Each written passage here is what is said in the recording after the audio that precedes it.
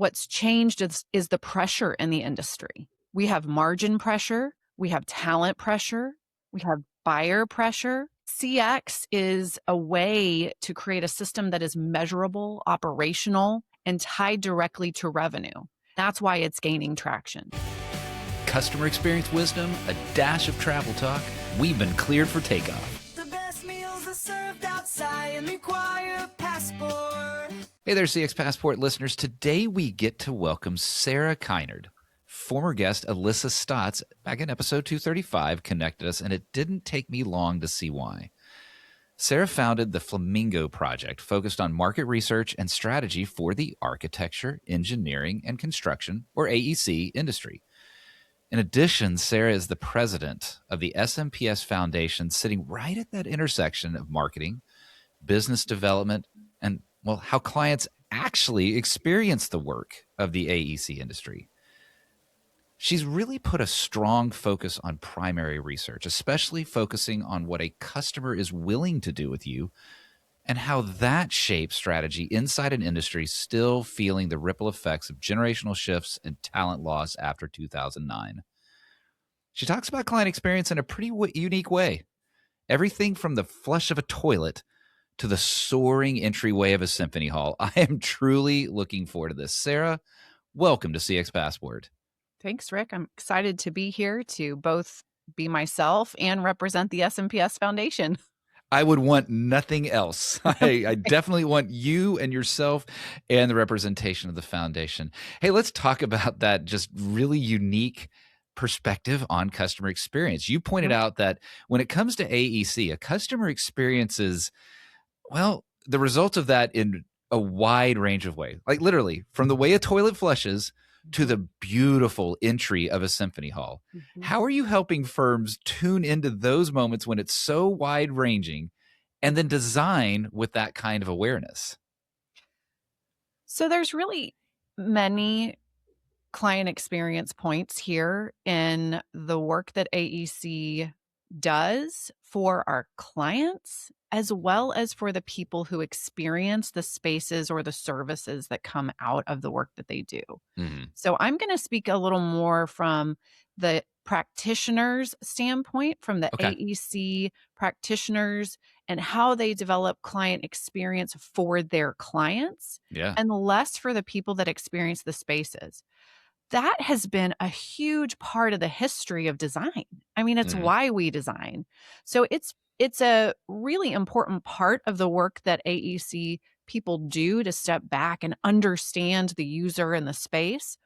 And that is not new to AEC practitioners. What is new is the idea of client experience for their clients and how the whole process of design and construction goes for them and the loyalty that's created to different firms through a client experience program. That makes sense, because if you can be the client, but if you're the one designing for the client, you need to understand that wide range. So talk about that. Yeah. If I'm the person that is responsible for an experience that, for those of us that are local to Dallas, we know the Meyerson Symphony Hall is a gorgeous symphony hall here in Dallas, Texas. And exactly that. What I experience at intermission and what I experience when I'm walking in are both part of that experience. How does one in AEC design for that? Well, so for the user, they are designing for the user types, the functions, of course, that they want to have in the space. But remember, there was a whole team in the 90s that was working with IMPay and the local, architecture firm to imagine this, to go through all of the work with the city to understand what the city needed, what the local businesses. We were developing the art district at that time. And the Meyerson was really at the very beginning of it. So in some ways, it was a huge risk for the city. It was a big risk for the symphony to move from their home at Fair Park, where they had been for a long time, and a giant opportunity for them to be on the world stage through it. Yeah. So the team that was there crafting what the future of Dallas and the fabric of Dallas that was going to change with this project, they had a huge weight on them. And that is really when we're talking about client experience uh, on the marketing and business development side of things for the end client, that's what we're thinking about, Right. right? It's about risk and the confidence that that risk is really being mitigated throughout the course of a project. So, decisions that are defensible, stakeholder alignment, no surprises at the wrong moment.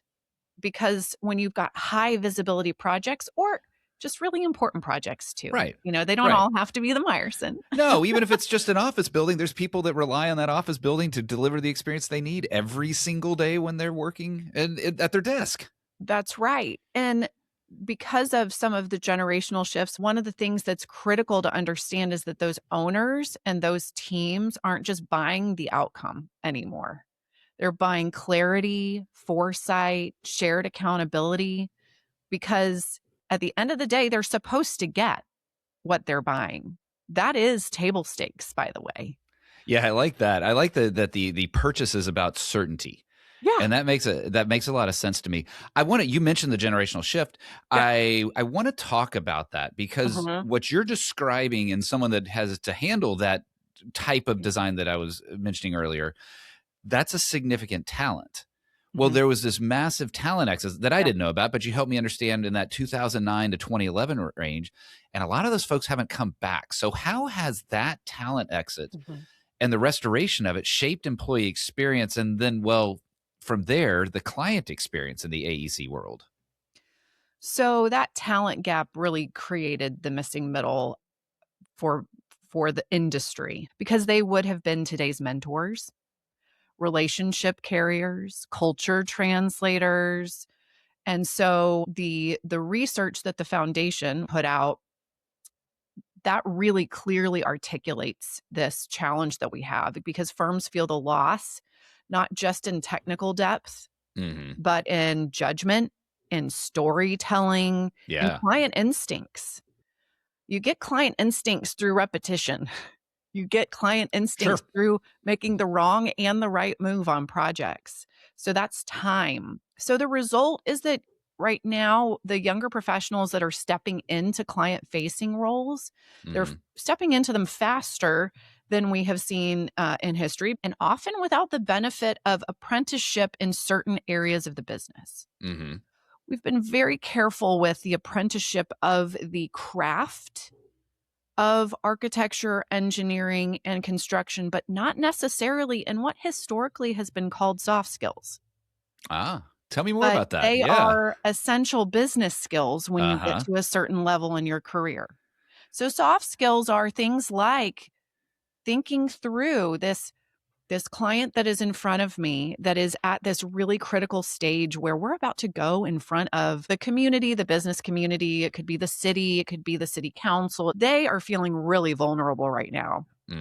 So what are the moves that we make as a business to help them feel confident and comfortable and to have the information that they need? It really puts this pressure on the employee experience too, for those that are carrying that mantle within their companies. They haven't had that lens, and they're stepping into those roles.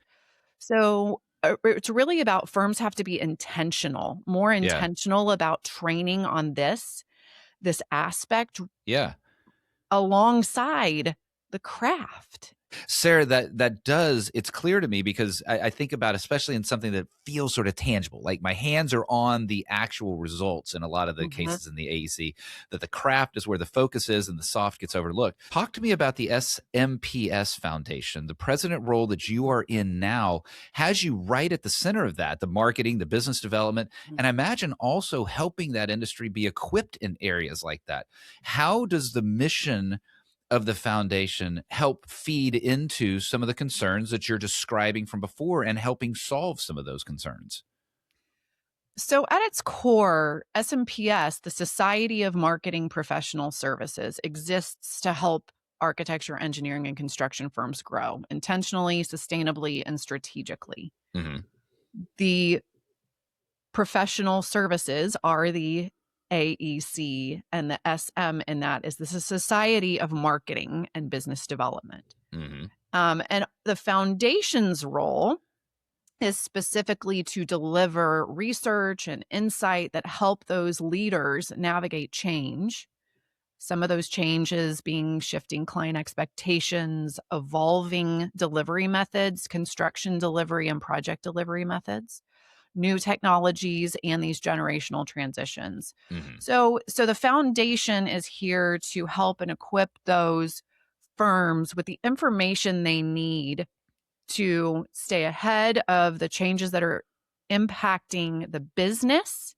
Because if we don't tend to the business, we can't deliver those phenomenal projects, right? Mm-hmm. Mm-hmm. So if you're new to the idea of SMPS, please go take a look at the organization, because we are the translators between the technical people and those for whom need the services. So while some may say, oh, you're marketers, you're business developers, we are translators of and ambassadors, honestly. If you stay in this industry, it's because you love it. Hey there, CX Passport travelers. I want to let you know about CX Passport Live. CX Passport Live helps brands amplify their event's impact with the power of live, in-person podcasting. Brands partner with CX Passport Live at their on-site event to help excite attendees, reward high-value customers, and convert potential customers. Bring a new level of energy and excitement to your event and amplify your brand's impact with CX Passport Live. Learn more at cxpassportlive.com. Now, back to the show. I feel like Alyssa, again, throwback to episode 235, I feel like she said a very similar phrase that this is not the industry for the, it's just a job. No, it sounds like you really need to be in there. And that's great how the foundation is set up. Mm-hmm. And we'll certainly have the link of the foundation in the show notes for folks to learn a little bit more. Let's talk about your other side of the world, the company that you have founded, the Flamingo Project. Yeah. You have talked about focusing on primary research as where you like to zero in, especially this idea of what is the customer willing to do with you. Tell me a little bit about the Flamingo Project, and then also tell me, how does that idea make that such a powerful data point for AEC firms? So the Flamingo Project, we do market research and strategy for AEC firms that want to grow. Growth can mean lots of things. Right. Growth does not necessarily mean just revenue growth. It doesn't mean headcount growth. It could be margin growth. It could be, new project types, new geographies, any kind of growth. And let's be honest, if we're not growing, we're dying. So I'm always looking for companies who are ready to take on their next challenge, but to do that with data-driven choices. So that is why research is a huge part of what I do. I do both primary and secondary research for the understanding of where clients want to go and what's on their minds. The best place to get that information is from them. So that's why primary research is Preach. Where to go. Hallelujah. That's right. Trust me, that is one of my biggest beliefs, and a mantra that I will 1000% support with you is, you know what? Talk to them. That's right. Don't guess. Talk to them. You've made me happy. We can take a lot of information from the broad stroke moves that we see and trends and things like that. Right. But when we start to really focus in strategically as a company on what we want to do, we need to understand what our client's intent is, and not just opinion. What is their intent? Do they intend to continue to bring us in on the journey? Right. Opinion, of course, if they don't like us, they're not going to. What I like about you saying the intent part of it is way back, I had an episode with Katie, who was the head of fan experience for the Orlando Magic. And there's a big difference between like a customer opinion or what they say and then what their intent is and what they do. So you centering in and zeroing in on that. How do you get into the customer's mind on their intent rather than their opinion?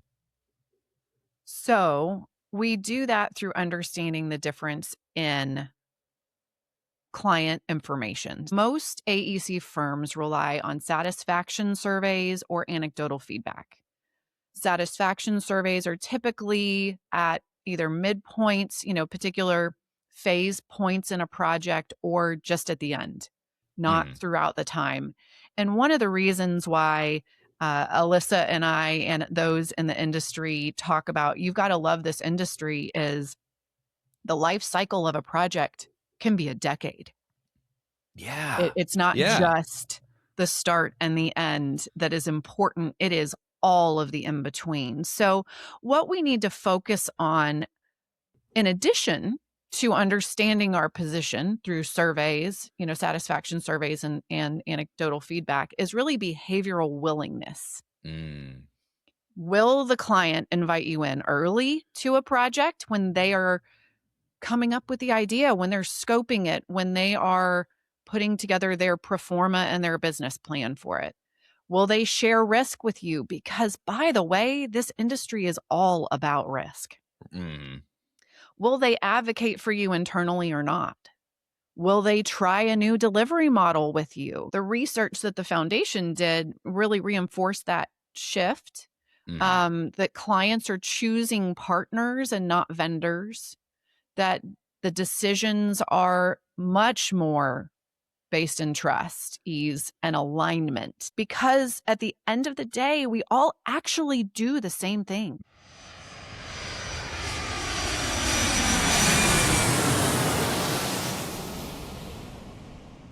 Sarah, thinking about a 10-year build, that is an incredibly long time frame. And I know that I've had, certainly not 10 years, thank God, but I've had long trips. You've had long trips, and it can be nice to stop down in a lounge when you're on a trip like that. So that's what we're going to do right here. Stop down in the first class lounge. We'll move quickly here and have a little bit of fun. What is a dream travel location from your past? Well, I'm going to hijack your questions because, Rick, what you didn't know is that Sarah Kinard moonlights on her own self as a travel agent. Hey, all right. So I love talking travel, but my dream travel location from the past is definitely different stages of life. I have different ones for different reasons, right? So childhood was New Zealand. It was the furthest I had been. It was incredible. We saw really neat things. The accents were awesome. I love that. The diversity of experiences we had were great. So absolutely loved staying on a sheep farm and floating through a cave with glowworms and seeing the Milford Sound and all of that. That was awesome. That is a wonderful dream travel location from the past. I've never had the chance to go there. So in that vein, what is a dream travel location you've not been to yet? All of them.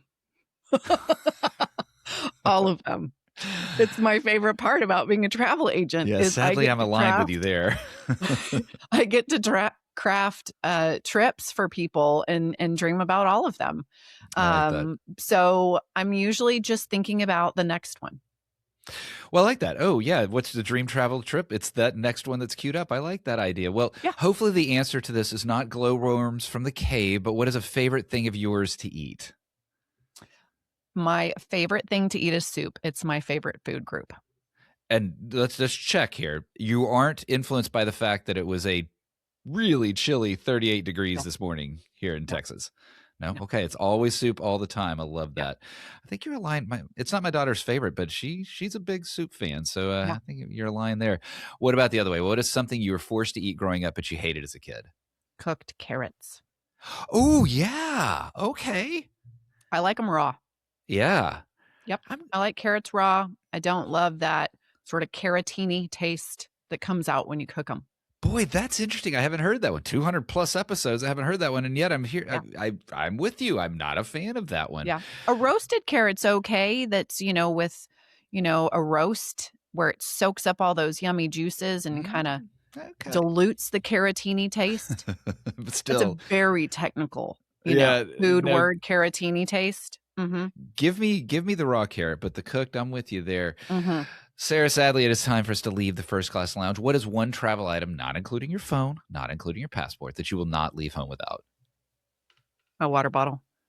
Yeah. It's with me everywhere I go, and upon exiting that lounge, we will be filling it up.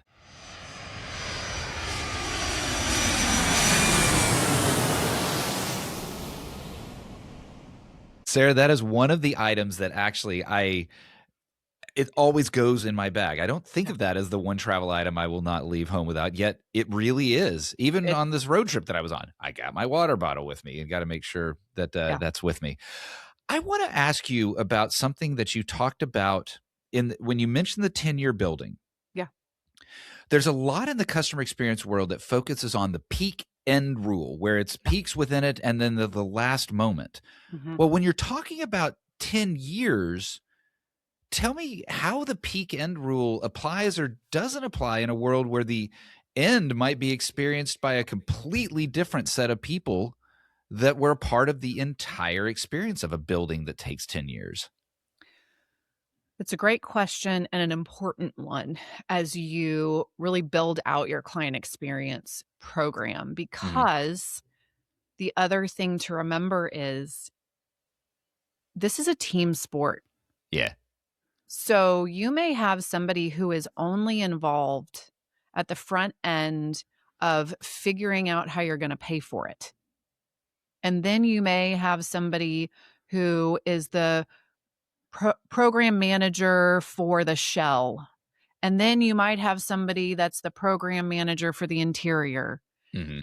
It absolutely depends on how you break up this project and all of those stakeholders that are involved that you want to make sure have the best experience you can build for them.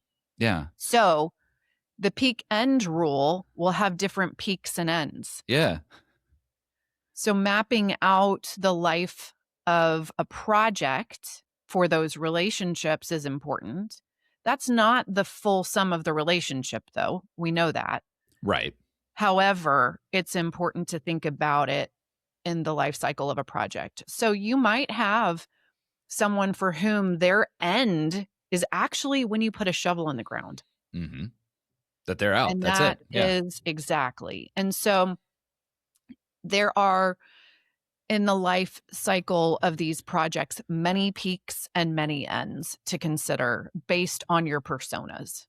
And Okay. so taking that time to map out in such an important, a 10-year project is going to be a landmark project. Yeah. And I mean, when we're talking about that, right? And I know that somebody that, say, from the airline industry would say, yes, Mhm. we too have this long journey that it's booking, there's the travel, there's the baggage, the post travel, all of that. It's still different than the 10-year. And I like that idea. We've got many peak ends, we've got all that Mhm. taking place in there. Well, let's talk about customer experience in general. Okay. It's not new to AEC, but Alyssa talked about this. You've talked about this, that adoption has kind of lagged. And even for Mhm. years, it's been lagging other areas. What do you think kept it from taking root in the AEC space when really at its core, we're talking about it's a service experience? So the reason why it puzzles people that CX did not take true root is because this is a relationship business, because you're going to spend a long time with these people and you need to be able to trust them. So why didn't CX take root? Because it was really about good intentions, heroic individuals rather than systems. Okay. That's why. And so now what's changed is the pressure in the industry. We have margin pressure, we have talent pressure, we Yeah. have buyer pressure. And so CX is a way to create a system that is measurable, operational, and tied directly to revenue. And that's why it's gaining traction. Our fabric has changed dramatically over the last 10 years between who's in it, how materials are sourced, Mhm. where they come from, what the timeline is to procure them. And all that impacts design. Yeah. Because if you need that wind turbine and it takes 3 years to manufacture and deliver that wind turbine, then that's going to impact the engineer that engineers for the turbine. Yeah. So there's so many dynamics in play that are international now in a way that they were not. There's a theme that just hit my ears as you were saying that, the 3-year turbine, that this is sort of slow CX. Like it is, you know, how there's slow travel and slow dining, and how that has gaining kind of the focus of, wait, take your time and seep through this. Well, you know what? That's kind of what you're describing when it's this long of a experience for everyone involved, is recognizing that a flash in the pan moment of delivery of great experience, whatever that looks like at that moment, is not what's needed, but it's this long relationship view that really shapes a lot of the AEC approach to customer experience. Let's talking about AEC. You mentioned that you have to love it to stay in it. It's not a place for the, it's all right. Well, what originally pulled you into that space, and what's keeping you connected to it? So for those of us that weren't trained on the technical side, that automatically we opted in, we usually find ourselves here through a job. You talk to most marketers, because that's how I entered, and I was looking for a job. And it was funny that, you know, we talked about the Meyerson because my 8th grade research project was on the Meyerson because it had just opened. I didn't know that. That's awesome. Yeah. Because I've always loved architecture. I didn't know what I loved. I just loved being in places and feeling those places. And so it was a really natural fit, that first job. And that was when I learned about this world and how it shapes our world and has the power to do really wonderful things for communities and to create opportunity for people in all sorts of different ways. This is a giant team sport. There is not one person that can come up with the idea of a project and get it all the way to operation. You have to have so many different talents and backgrounds. It's remarkable. The way this industry generates jobs is insane because it's this giant team sport. One of those job sites has thousands of people employed. Yeah. It's remarkable. And you need everyone down to someone who has gone to trade school for welding, to someone who has graduated with a master's or some sort of graduate degree in business. You need it all. And that is so fascinating.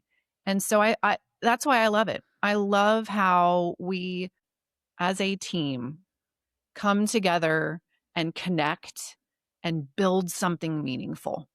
Ooh, that's it. We are stopping right there because that is such a beautiful picture of this industry that a lot of folks, I think, from the outside don't realize how team-oriented and how widely diverse the experiences, the requirements, the skills, and everything else that goes into it are. Sarah, I've come to learn a lot today. If folks wanted to get to learn a little bit more about you, the Flamingo Project, the foundation, what's the best place for them to look? If you want to learn about this industry, the community at SMPS is we are ambassadors of this industry. We love it. So please do go and check out smps.org.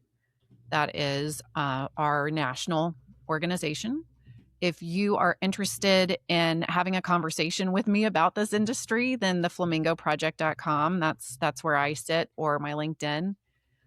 I love this industry. We have made that abundantly clear. And I love finding new ways to talk about it. Yeah. New ways to help other people understand its importance in our fabric. So that's fantastic. Please do reach out. I Well, that love is talking about it. fantastic. I've enjoyed talking to you about it today because of the enjoyment that you have in it. I've certainly have learned a lot. That idea of the length of time is something I didn't appreciate coming into this, and I certainly didn't appreciate the teaming aspect of it and the wide variety that was there. I've learned a lot today, Sarah, and I really appreciate it. Thank you for being on CX Passport.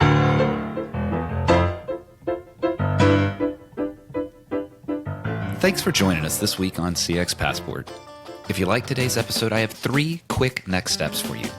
Click subscribe on the CX Passport YouTube channel or your favorite podcast app. Next, leave a comment below the video or a review in your favorite podcast app so others can find and enjoy CX Passport too. Then head over to cxpassport.com for show notes and resources that can help you create tangible business results by delivering great customer experience. Until next time, I'm Rick Denton, and I believe the best meals are served outside and require a passport.